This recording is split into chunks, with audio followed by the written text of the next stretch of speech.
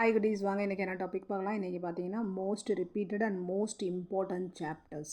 ஹிஸ்ட்ரியை பொறுத்தவரையும் very high weightage எது அப்படின்னு சொல்லி பார்த்தோம்னா 2024-25 ரெண்டுலேயுமே நேஷனலிசம் இன் யூரோப் ரொம்ப important. Unification of Italy and Germany, அப்புறம் வந்து பால்கன் இஷ்யூஸ், அப்புறம் வந்து கெசிபி கேரிபால்டி, நான் ப்ரொனவுன்சியேஷன் கரெக்டாக பண்ணுறேன்னு பார்த்துக்குங்க. அப்புறம் liberalism and Napoleonic code. Okay, Napoleonic code. அதுக்கப்புறம் நேஷனலிசம் இன் இந்தியா, அப்புறம் non cooperation movement, civil disobedience movement, tribal பிஷன்ஸ், அப்புறம் Swaraj, print culture, print, censorships, அதுக்கப்புறம் பார்த்திங்கன்னா ரீடிங் கல்ச்சர். இது எல்லாமே ரொம்ப இம்பார்ட்டண்ட். ஓகேவா, இதுதான் மோஸ்டடாக ரிப்பீட்டட் ஆகுது.